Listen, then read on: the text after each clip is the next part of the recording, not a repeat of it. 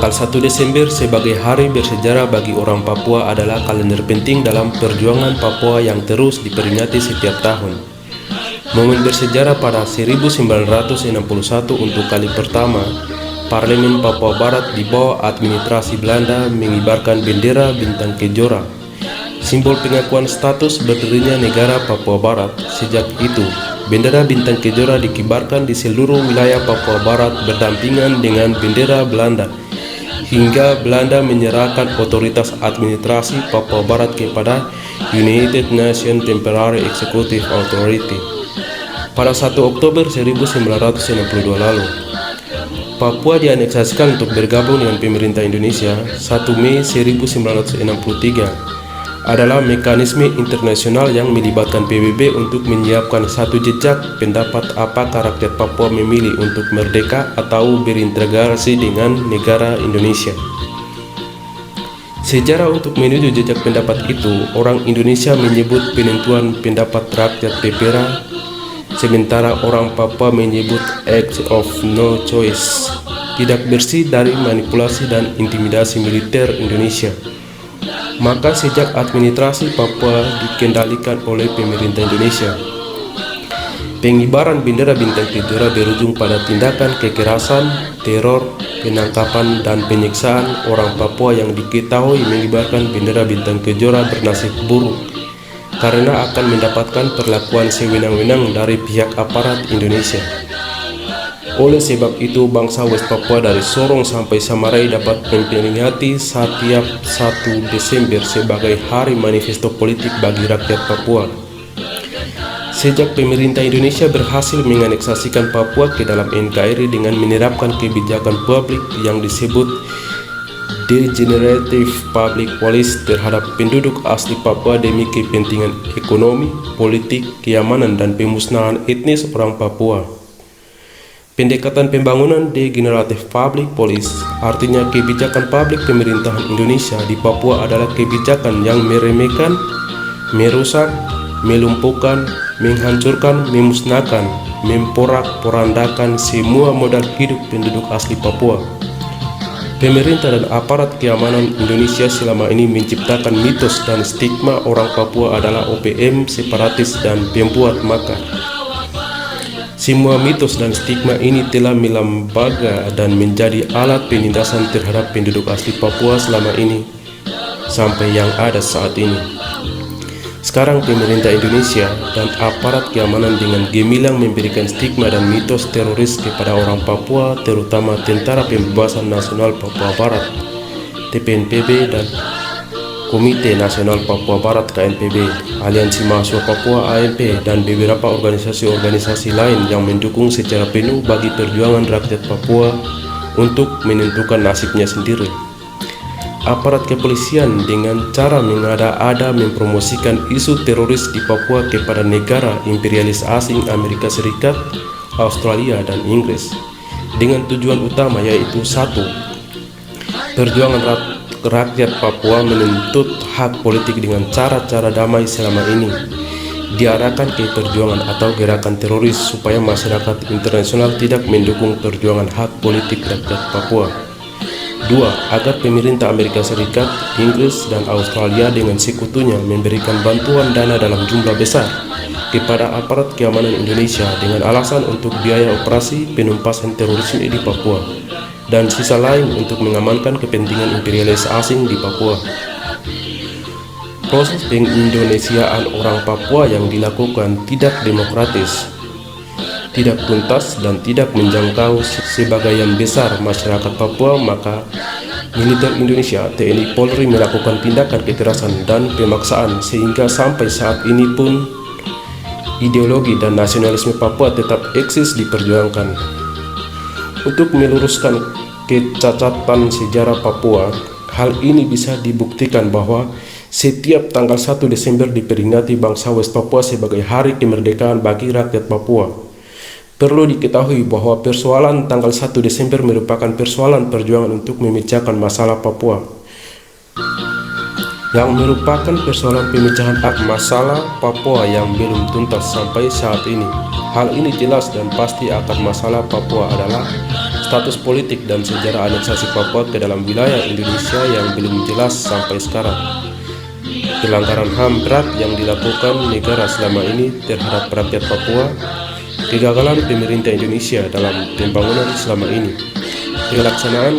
kegagalan otonomi khusus bagi rakyat Papua yang belum menyelesaikan akar persoalannya, pemusnahan etnis Papua, peminggiran penduduk asli Papua dalam segala aspek.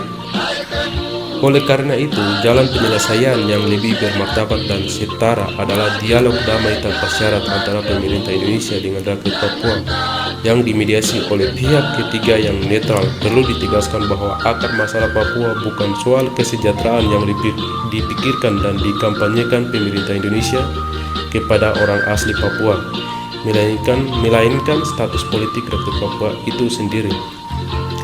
Kesejahteraan ini sudah dijanjikan pada saat PPRA 1969, yakni sampai saat ini 58 tahun melalui Menteri Dalam Negeri Indonesia pada waktu itu.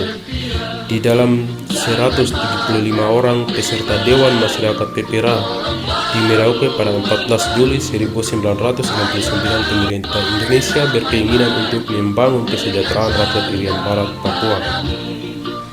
Mendengar janji manis dari pemerintah Indonesia, maka rakyat Papua tidak ada pilihan lain, maka 175 orang yang dikarantinakan oleh pemerintah Indonesia memilih secara paksa untuk bergabung dengan Indonesia.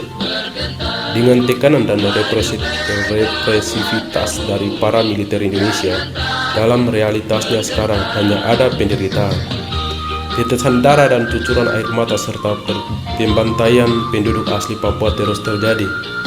Dari 1961 sampai 2019, penangkapan, penculikan, penyiksaan, pembunuhan, pemerkosaan, penghilangan peradilan yang tidak adil dan diskriminatif, pemenjaraan yang tidak manusiawi, dan perampasan tanah penduduk asli Papua terus berlanjut hingga kini.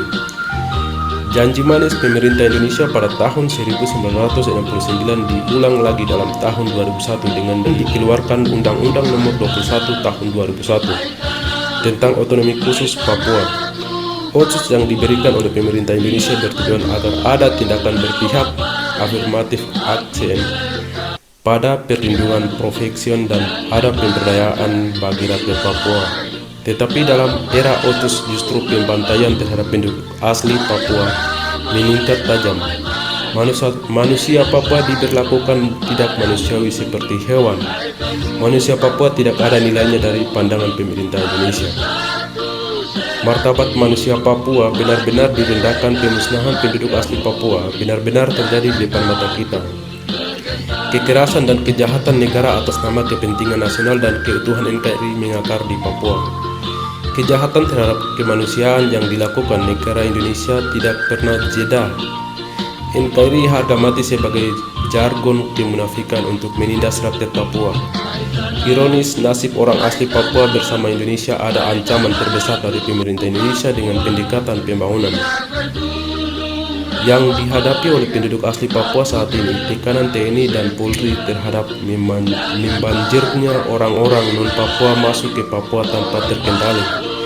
Tekanan dominasi ekonomi oleh orang-orang non-Papua menguasai semua sektor perekonomian di Papua. Tekanan perusahaan asing yang beroperasi di Papua. Tekanan pemekaran kabupaten, kota, dan provinsi yang tidak seimbang.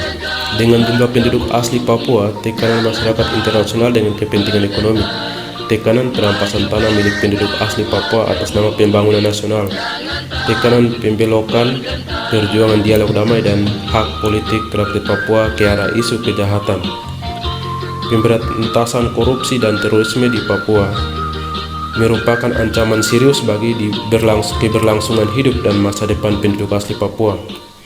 Rakyat Papua dan para elit Papua perlu menyikapi ancaman ini dengan kritis dan serius agar ke depan jangan sampai orang lain menjadi penghuni pulau ini dan mereka hanya mempelajari dan mengetahui melalui sejarah bahwa di tanah ini pernah dihuni orang Papua yang berambut keriting dan berkulit hitam, tetapi telah punah akibat tindakan dari negara Indonesia melalui invasi militer yang telah melakukan pembantaian dan genosida secara struktural, sistematis, dan masif di Papua.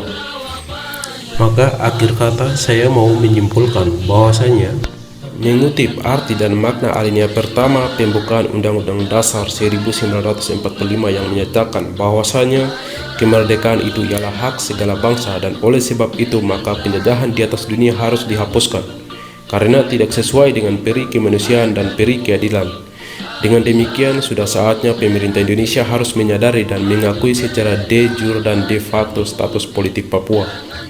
Perlu diadakan dialog damai tanpa syarat antara pemerintah Indonesia dengan rakyat Papua yang dimediasi oleh pihak ketiga yang netral untuk mengakhiri status politik.